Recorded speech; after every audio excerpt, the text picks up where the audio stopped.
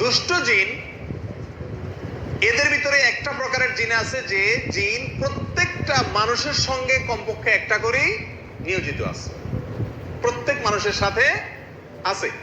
আল্লাহ সুবহানাহু ওয়া তাআলা কোরআনে কারীমে এই প্রসঙ্গে বলেছেন, ক্বালা কারিনুহু রাব্বানা মা আতগাইতুহু ওয়ালাকিন কানা ফি যালালিন বাঈদ। কিয়ামতের দিন মানুষ যখন বলবে, আল্লাহ আমার সঙ্গে থাকা শয়তানটাই আমাকে কুমন্ত্রণা দিয়ে দিয়ে বিপদগামী করেছে, আজ তাকে বিচার করেন, আমার কোনো দোষ নাই। তখন মানুষের যে কারিন, প্রত্যেকটা মানুষের সঙ্গে যে দুষ্ট জিন থাকে, শয়তান থাকে, সেই শয়তান দুষ্ট জিন বলবে আল্লাহকে, রব্বানা মা আতগাইতু, ও আমার রব, আমরা এদেরকে পথ হারা করি নাই, বরং সে নিজেই বিপদগামী ছিল। তাহলে এই আয়াত থেকে আমরা বুঝতে পারলাম যে প্রত্যেকটা মানুষের সঙ্গে যে থাকে দুষ্ট জিন বা শয়তান, শয়তানরাই হলো জিনের একটা প্রকার, দুষ্ট। তো এই জিন যে মানুষের সঙ্গে থাকে নিয়োজিত একটা করে প্রত্যেকের সাথে কমপক্ষে, একে বলা হয় কারিন। এটাও দুষ্ট জিনের একটা প্রকার। এই প্রসঙ্গে রাসূল আকরাম সাল্লাল্লাহু আলাইহি ওয়াসাল্লামের একটা হাদিসও আছে। তিনি বলেছেন, তোমাদের প্রত্যেকের সঙ্গে একটা করে দুষ্ট জিন আছে, অর্থাৎ শয়তান আছে। দুষ্ট জিন মানে শয়তান, সকল শয়তানই জিনের অংশ। তো এদের কাজ হলো প্রত্যেকটা মানুষকে সারাদিন জাহান্নামের দিকে নিয়ে যাওয়ার চেষ্টা করা, বিপদগামী করে তোলার চেষ্টা করা, এই হলো তার ডিউটি। ভালো কাজ করতে চাইবা, তোমার শরীরের ভিতরে প্রবেশ করে তোমার গোটা শরীরকে নিয়ন্ত্রণ করার ক্ষমতা আল্লাহ তাআলা তাকে দিয়েছেন।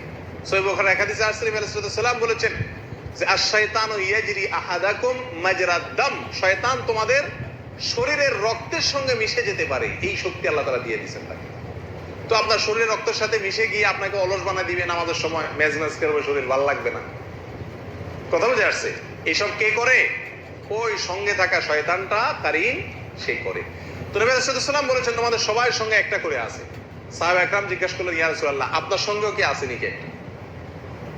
তখন তিনি বললেন, হ্যাঁ আমার সঙ্গেও একটা আছে, তবে ওইটা আমাকে কোনো ক্ষতি বা টাচ করতে পারে না, আল্লাহ আমাকে নিরাপদে রাখছেন, কিন্তু তোমরা বাঁচতে সবাই পারো না সব সময়।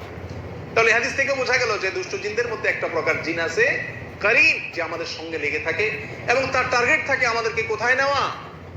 জাহান্নামে নিয়ে যাওয়া। ইবলিস আদম আলাইহিস সালামকে যখন সিজদা করতে অস্বীকার করেছে, তখন যে তাকে আল্লাহ তাআলা জান্নাত থেকে বের করে দিয়েছেন, তখনই চ্যালেঞ্জ করেছিল ইবলিস, লাউবিয়ান্নাহুম আজমাইন, মানুষের প্রত্যেকটা সদস্যকে, এই আদম যার কারণে আমাকে জান্নাত থেকে বের হতে হলো, এর প্রত্যেকটা সদস্যকে আমি পথ ভ্রষ্ট করে ছাড়বো, জাহান্নামে নিয়ে ছাড়বো, আমি একা যাবো না। আর সেই জন্য ইবলিসে তার বাহিনীকে ভাগযোগ করে দিছে যে এর পিছনে এ থাকবে, তুমি ওর পিছনে থাকবা, সবার সাথে একটা করে আছে। আল্লাহ তাআলা আমাদের সবাইকে শয়তানের শয়তানি থেকে বেঁচে থাকার মতো ঈমানি শক্তি দান করুন। কোন কোন বর্ণনা পাওয়া যায় যে মানুষ জন্মের পরে, ছোট শিশু যে কেঁদে উঠে জন্মের সঙ্গে সঙ্গে, এর একটা কারণ হলো এই শিশুর জন্য যে শয়তানটা নিয়োজিত আছে, যে কারিনটা আছে, ওটা মোছা মারে। এই জন্য বাচ্চা কি করে? কায়দা উঠে, মানে তার ইশারা দেয় আর কি, হয়তো যে তোর সাথে আমি আসি, দুনিয়াতে আসছিস তো, আমি তোর পিছনে লাগা আসি।